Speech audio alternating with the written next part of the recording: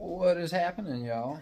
So I got off work today. I think I got about an hour and a half left of daylight, and I've been making some changes to the Dominator. So I want to show you what I've got, and I've got two really cool things, and I've got two really cool things coming. So in the future, we're going to do a test on these things, but I don't want to run them yet because of the price that I paid for them. I'm afraid to lose them. So let me show you what I got. So what we're doing here, I've kind of changed the Dominator around, and I've already ran this once, and I just didn't film it. I swapped out, my crazy motors for just a traditional 4082 rocket motor. That's a 1900 kV motor, and I'm running the XLX2 with it. Now that's my second XLX2. The other one's sent off to Castle. Now, this boat is really good on 6S. When you put it on 8S, it's hard to fit the batteries in the hull. There's just not much room.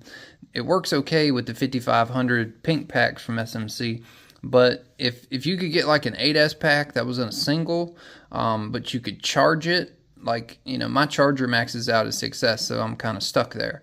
But I ran this before, I guess it was like 3 days ago, and it did amazing. And I want to make sure, I want to do a double check on it, take y'all along with me and show you. This is a large cooling can, really good cooling capacity, I believe. I'm not running it through the front here. I want to see, I'll do a test in the future just to see if this actually restricts my flow as to why my TP motor wasn't getting cooled. But I feel like the cooling can on the TP motor just wasn't adequate. This does an amazing job. I ran a full set through this thing and the motor was like 92 degrees. Blew me away. This is 1900 kV on 6S. Now, we're going to be running, if you remember, I put the bigger rudder on here with the dual pickups. I took the red pickups off the back of the Dominator. I swapped over to a TFL Stinger. And this is a 3-blade 42 by 1.6 pitch. Now, if we come over here and I show you here, I've got the same thing here. This is in stainless steel. This is a $60 prop from Dr.Props. Absolutely gorgeous. When I open these things up, they're beautiful.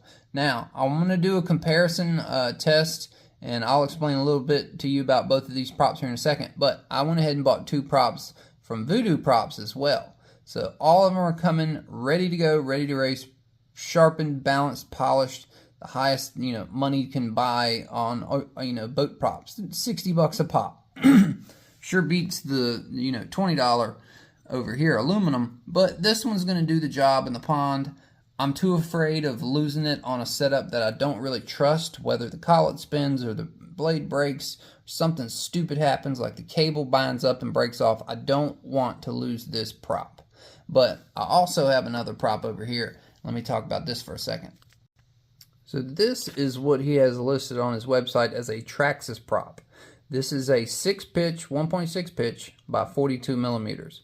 Now, I was mistaken here a little bit ago. This is what he calls a 640-3. This is a 42 mil by 1.6 pitch. But if you take this, which is supposed to be a 640, and you put them, the tips of the props, it's crazy. They're identical. Like, I'm putting it on the shaft. I don't know which one's off here. But the aluminum prop back here is supposed to be a 42 by 1.6. I think it may actually have it printed on it, if I'm not mistaken. But maybe I'm mistaken. I don't know. I thought I had ordered a 42 by 1.6, but I may be wrong. But as far as the bill is concerned, this is a 640 stainless steel prop. And then this here, being 2-blade, is a 42 by 1.6, but absolutely gorgeous construction. I mean, they are impeccable. They even look better in real life than they do on camera. Camera just doesn't give these things justice. Super thin stainless steel. The reason why I bought some prep props, it helps me to see what the final result is of a prop if I'm going to try to duplicate it myself. And that's what I'm attempting to do with some of my older stainless steel pro boat props. To me, they're cheap. I don't really have any use for them. So if I ruin them, I ruin them. But as long as you can get them thinned out, balanced, polished, man, whew, if I could come close to that, I'd be doing something good. But we're going to not talk about these anymore in the video. We're going to wait till the voodoo props come in, and then we'll make a cool video comparing all these props. Not big props. I don't want to go big. I want to go small and then do some comparisons. But I'm going to take both of these batteries, SRD packs. We're going to go out to the pond, and we're just going to have a little fun run session out there on the pond, check some temps, maybe do some adjustments, get the boat kind of set in right. The 1900 kV is a sweet setup in this boat. And I'm going to leave it on 6S for a while. And yeah, let's get on out. Yeah, y'all able to see that crazy number of fish here? It is ridiculous. A little bit ago I looked over here and I saw like a 1 pound bass just chilling. Alright, let's go ahead and unbutton this bad boy. The pond looks gross from all the pollen. But it's a pretty day out. I've got a little bit of time, so we're going to go ahead and play around. Try not to get my sock wet, and I'm going to scare the fish. I'm going to go ahead and start my timer. Good deal.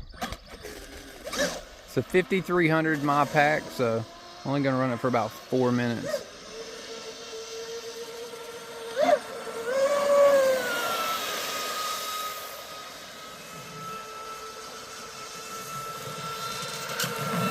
It's honestly the fastest it's ever been.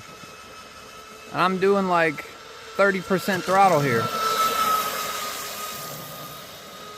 It handles so good.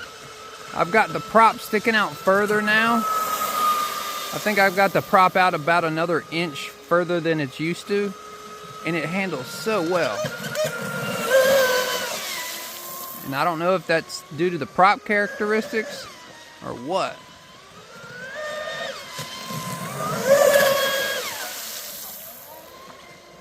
It's just an awesome, awesome unit right now.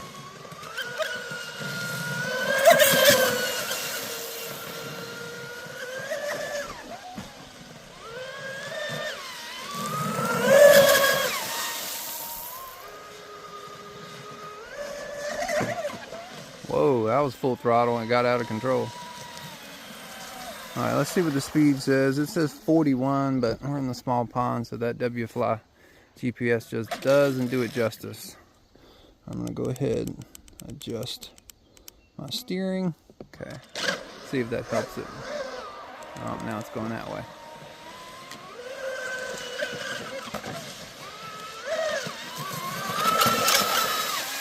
May need to go down with the back trim tabs just a smidge.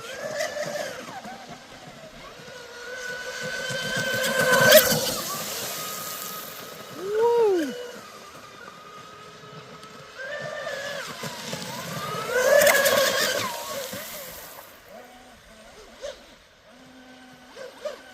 Alright, let's see, 2.5 minutes. Let's bring it in real quick. We'll kind of let it give a little time to cool itself down. And I'm going to go down with the outer trim tabs just a smidge. Okay, so I did 1/2 turn on the outer trim tabs. All of them were set level, and the strut is basically level. When I first came out here the last run, I actually had the strut tighten up as much as I could get it to try to give it about a degree of upward trim, but it just didn't like it. It ran like a raped ape, and it would just come out of the water. So I was like, next time I run it, I'm going to try to set the strut as close to neutral as possible, and then we're just going to run it like that. So that's where we're at now. But last time I had the 6200 in it, and this is the 5300, so now we have a lighter pack.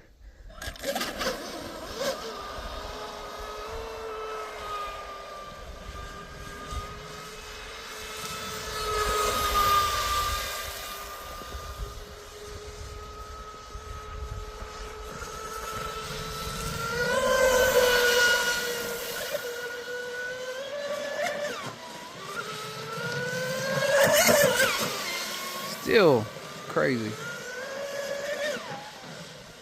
Probably got to be the strut still too high. Might need to try to go down just maybe a 1/4 turn on the strut, because it's still trying to pick the front nose up. And I'm getting torque roll. Alright, I'm going to go ahead and bring it in. We'll adjust the strut and we'll change the battery. Because that is, I'm at 5 minutes, which is probably 4 minutes of a run. So that'll be good for that bat. We'll go ahead and open it up. That's good, no smoke. First things first, let's check the battery temp. Battery's at 102. Let's check the tail end of the motor. Okay, there we go. Finally getting some heat. 115. I bet 115's like the wires. Yeah, let's see here. Yeah, the wires are where they leave the can. The actual can of the motor ain't bad, but the wires are what we get a little bit of heat out of. The base of the motor towards the front, like 96. Then we go to the cooling can, 95. Yeah, that motor runs extremely cool. I got my timing set on 10. I believe ever since I put that Impulse 32 stuffing tube in here, the drive line has run extremely smooth, and probably running a 40 mil prop has a lot to do with it. But I'll be honest with you, a bigger prop on this boat has not done me any favors. It has not done me any favors at all. So I'm going to go ahead and pull this battery out. We'll put that battery in, and I'm going to adjust the trim to give it a little bit more neutral trim. Maybe a little downward angle will probably help, but we're going to try it out. We're all good to go. What I did was I moved the battery about a 1/2 inch forward, and then I did 1/2 revolution out with the rear strut. So hopefully that gives us a little bit more like nose weight to where it doesn't try to come out of the water. Need to do a little pass by, make sure I got cooling. I got all this crap in the pond here. I don't want any of it getting stuck in the pickup of the rudder. And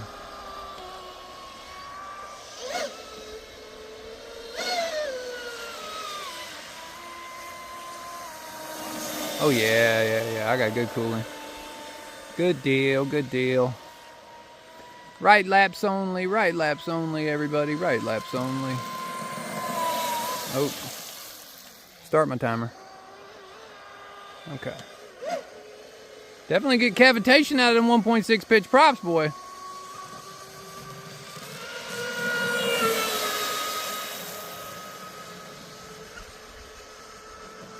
I think she handles a lot better.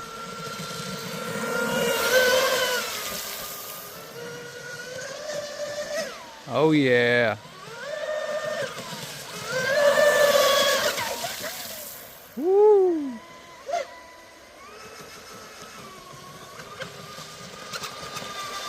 Trying to bust through the chop.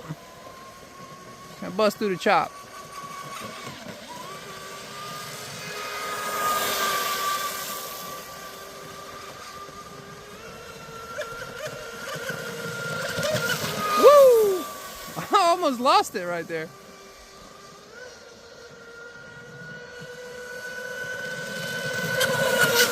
It's definitely running wetter. So what I want to do is now let's go back, because I did 2 adjustments. I moved the battery forward and I adjusted the rear strut. So let's go back and just see what happens if I put the strut back where it was, if it starts running crazy light again. So all we do here is we do 1/2 revolution. Okay, now it's back where it was.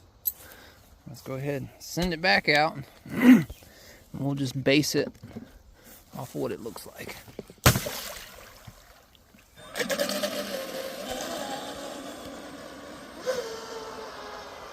Running boats with y'all is fun, even though y'all aren't here.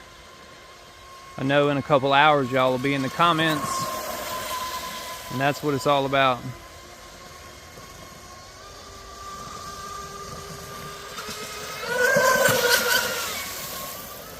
Yeah.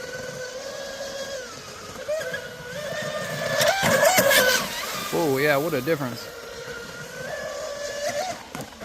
Okay, so maybe we're gonna do a 1/4 turn this time. And then that's probably where we'll leave it, because a half seems like too much one way or the other way. So I believe a quarter is probably where she needs to live. And then I'll tighten it down from there. Let's see what happens.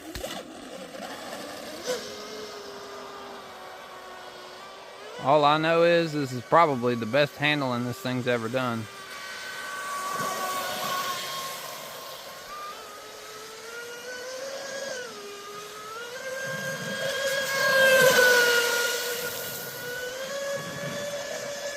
Oh yeah. Oh man, now she's hooking, y'all.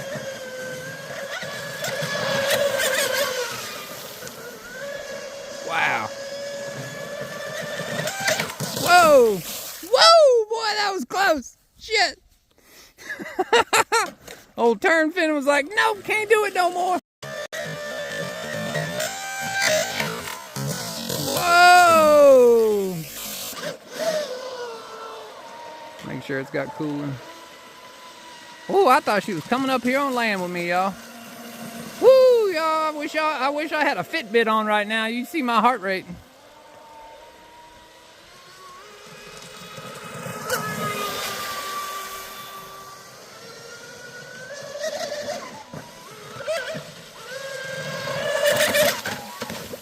Woo! She's going nuts. Probably need to move the battery back a little bit. Probably where I had it originally was probably pretty good. Now that I found a pretty optimum strut level.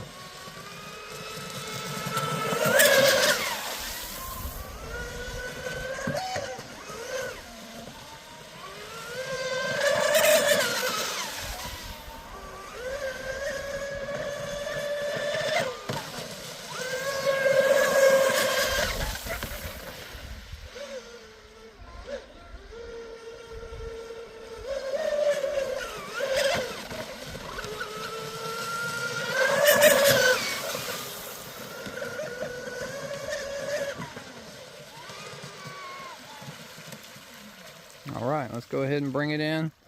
I could tell my battery was getting low. You always got to tell yourself, as soon as you notice your boat getting slow, bring it in. I've got my LVC on this thing sitting at 3.4. That way, I've actually set it higher than that before, but I could always tell, like under full pulls, it would pull it down. So, it's not really something I'm worried about. I always kind of set my timer or have an idea of how long I've been out. That's a good rule of thumb. My next video, the guy who bought the Spartan, he went with me to the lake, and it wasn't the most ideal conditions, but we had fun and ran 3 different boats. A guy brought a drone out and started filming us over the lake and everything. It was really cool. And then he flew the drone into a tree. It's kind of hilarious. Let's see what we got. Okay, battery 109, not terrible.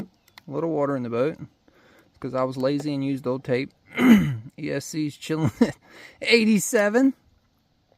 My connections are at 100. See what my motor's at. God, look at that. 100 degrees, 104, 106, 112. Not bad. Yeah, I guess that's it. Like the hottest I got right there is 115 degrees. And I've ran 2 packs back to back through this thing and only gave it maybe 5 minutes of cool down. It's absolutely crazy. Let's see. Yeah, I don't think I'm getting any heat down there. Nope, 65. That's good. No binding on my stuff anymore. Let's see, cable. All right, yeah, baby. This thing is sick. Probably the best performing it's ever done. You know, big motors come with more weight. More weight probably isn't the most ideal situation for this boat unless you just straight up set it up for straight runs. Anybody that's ever questioned Dominator in the comments and asked, you know, oh, how do you like it, this and that? Me personally, this is probably an excellent oval boat.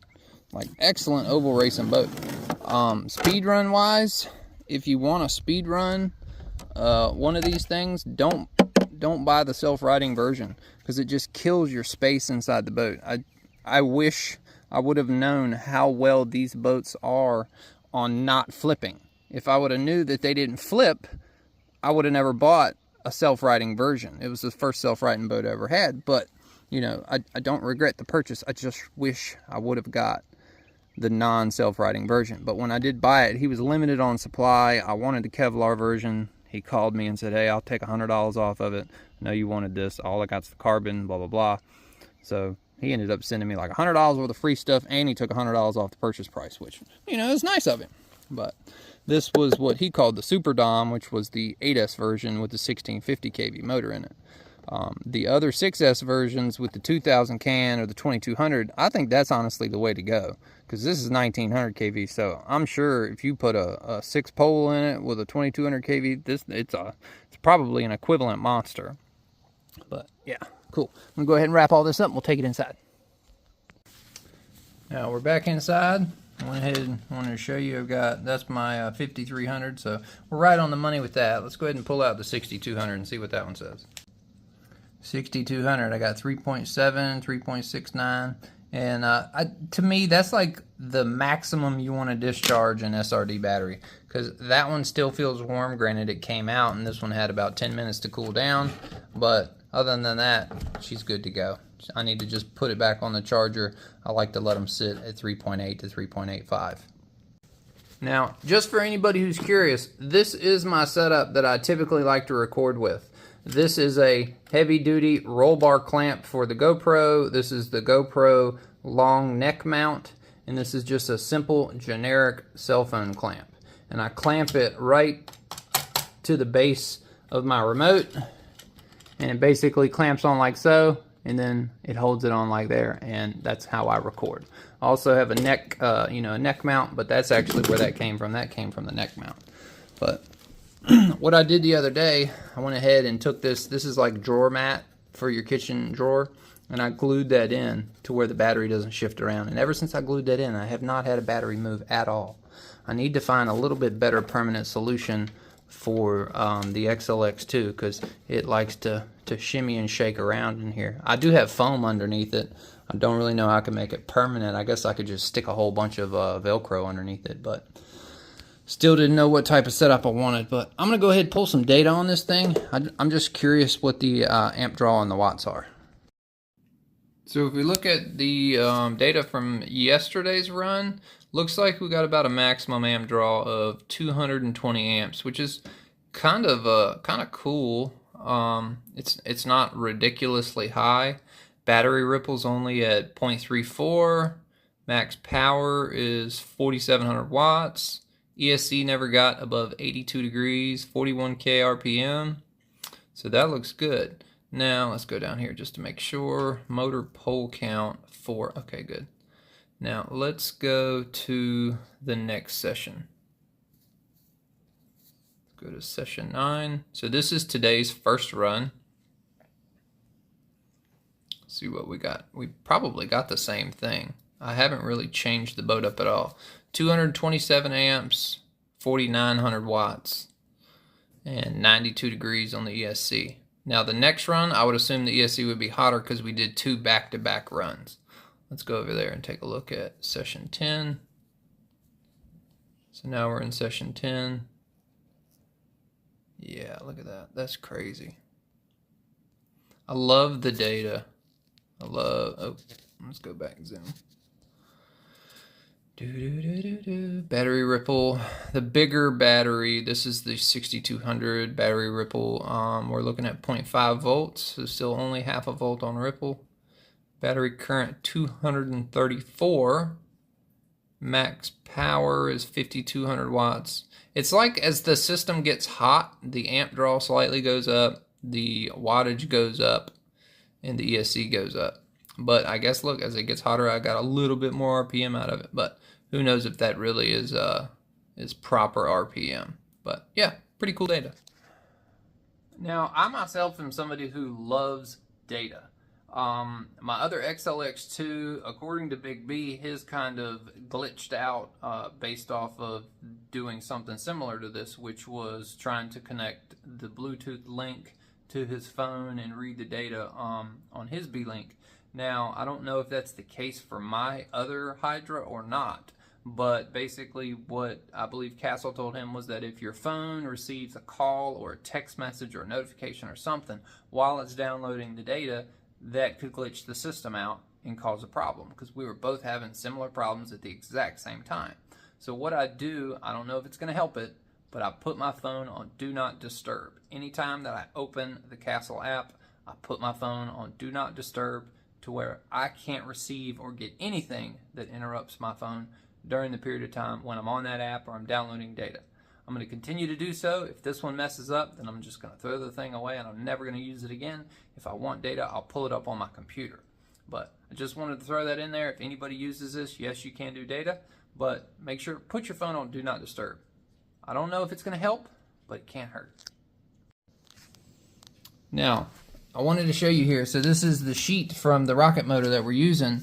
4082, 1900 kV. Max amps 130. We just put 234 through it. And what max wattage? I think we got what, 44 to 4600 watts maybe? I can't remember. Maybe 5400 watts.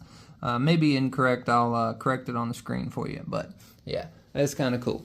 So hope y'all enjoyed this video. I want to show you real quick behind me what I'm working on.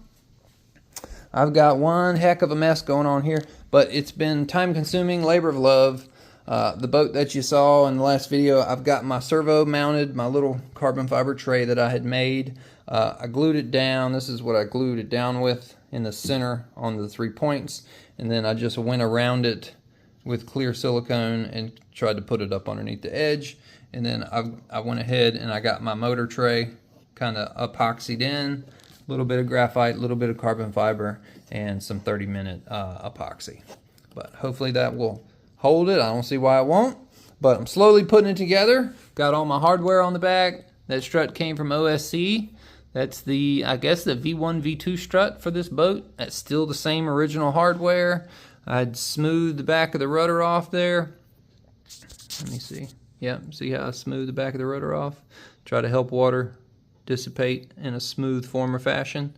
And then I had to bend the rod. I still have to take this. I was waiting for the servo to glue up last night, so what I got to do now, since OSC didn't have any proper boots for this, it's kind of stuck, isn't it? Good Lord. I'm going to take some clear silicone, put it on here, and I'm going to push it in and just kind of let it sit. Oh, it fell off. Fell off the rod. But yeah, that's what I got to do next. Labor of love, slow, slow, slow. And I still got to do water ports and all that fun jazz. But I'll probably glue the battery trays in, which I've got battery trays here. These were the originals that I had in there.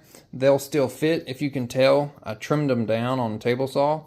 I was really trying to get them to fit like really good.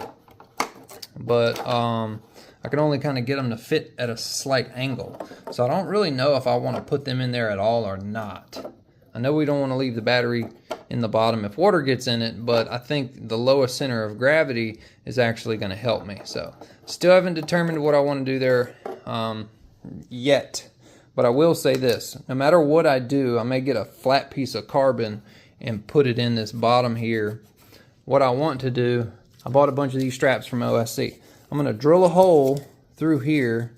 I'm going to take my strap on the upper side and I'm going to do a pop rivet, and I'm going to pop rivet 2 pop rivets there to where I can basically just hold the battery strap on top and I don't have to go underneath the battery strap. That's my thought. But I don't know where the CG of the boat needs to be, so I don't know where I need to, permanently mount my battery straps. Just my thought. So hope y'all enjoyed the video. It's a long one. There's a whole lot of crap here. I know it's disturbing, but that's part of the hobby. So see y'all on the next one. Peace.